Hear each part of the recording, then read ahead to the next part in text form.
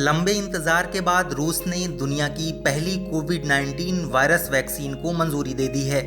रूस के राष्ट्रपति व्लादिमीर पुतिन ने खुद ऐलान किया कि हमारे स्वास्थ्य मंत्रालय ने इस वैक्सीन को मंजूरी दी है। वैक्सीन को रूसी रक्षा मंत्रालय और Gamaleya national centre for research ने तैयार किया है। दुनिया भर के देशों में इस वैक्सीन को लेकर चर्चाएं हो रही हैं। रूस ने जहां दावा किया है कि उसे 20 देशों से इस वैक्सीन के 1 अरब डोज बनाने का ऑर्डर मिला है, वहीं अमेरिका और जर्मनी जैसे कई देशों ने उसके दावों पर संदेह जाहिर किया है। अमेरिका के स्वास्थ्य एवं मानव सेवा सचिव एलेक्स अजार ने कहा कि कोविड-19 का पहला टीका बनाने की जगह कोरोना वायरस के खिलाफ एक प्रभावी और सुरक्षित टीका बनाना ज्यादा जरूरी है। अजार ने कहा कि विषय पहले टीका बनाने का नहीं है, विषय ऐसा टीका बनाने का है जो विश्व के लोगों के लिए सुरक्षित और प्रभावी हो।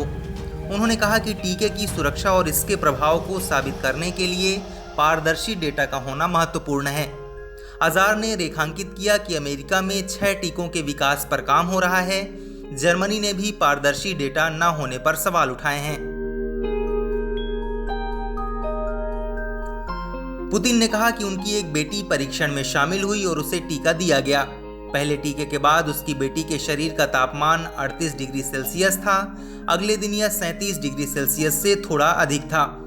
दूसरे टीके के बाद उसका तापमान कुछ बढ़ा और फिर सब कुछ ठीक हो गया। अब वो अच्छा महसूस कर रही है और एंटीबॉडी का स्तर अधिक है। मॉस्को के गामेलिया रिसर्च इंस्टीट्यूट ने एडेनो वायरस को बेस बनाकर ये वैक्सीन तैयार की है। रूस का दावा है कि ये वैक्सीन उसके 20 साल के शोध का परिणाम है। शोधकर्ताओं का दावा है कि वैक्सीन में जिस पार्टिकल का उपयोग किया गया है वे खुद को रेप्लिकेट नहीं कर सकते।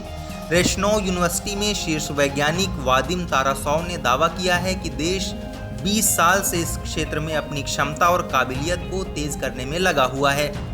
इस बात पर लंबे वक्त से रिसर्च की जा रही है कि वायरस कैसे फैलते हैं। इन्हीं 2 दशकों की मेहनत का नतीजा है कि देश को शुरुआत शून्य से नहीं करनी पड़ी और उन्हें वैक्सीन बनाने में एक कदम आगे आकर काम शुरू करने का मौका मिला। रूसी कोविड-19 वैक्सीन परियोजना के लिए वित्तीय सहायता मुहैया कराने वाली संस्था रशियन डायरेक्ट इन्वेस्टमेंट फंड के प्रमुख किरिल त्रिमित्रिज ने कहा कि इस वैक्सीन के लिए 20 देशों से 1 अरब डोज बनाने का ऑर्डर मिला हुआ है। सितंबर में इस वैक्सीन का औद्योगिक उत्पादन शुरू होने की संभावना है। अभी तक यह साफ नहीं हो पाया है कि किन देशों ने इस वैक्सीन के लिए ऑर्डर दिए हैं। दुनिया भर में कई वैज्ञानिक रूस के इस कदम को संदेह की दृष्टि से देख रहे हैं और तीसरे चरण के परीक्षण के पहले टीके का पंजीकरण करने के निर्णय पर सवाल उठा रहे हैं। किसी भी टीके का तीसरे चरण का परीक्षण आमतौर पर हजारों लोगों पर महीनों तक चलता है। इसी हफ्ते से यह वैक्सीन रूसी नागरिकों को दी जाने लगेगी, मगर वहीं इसका विरोध होने लगा है। मल्टीनेशनल फार्मा कंपनीज की एक लोकल एसोसिएशन ने चेतावनी दी है कि क्लिनिकल ट्रायल पूरा किए बिना वैक्सीन के आम लोगों के बीच उपयोग की इजाजत देना खतरनाक कदम साबित हो सकता है। रूस ने जहां वैक्सीन लॉन्च कर दी है, वहीं बाकी दुनिया अभी कोविड-19 टीकों का ट्रायल कर रही है।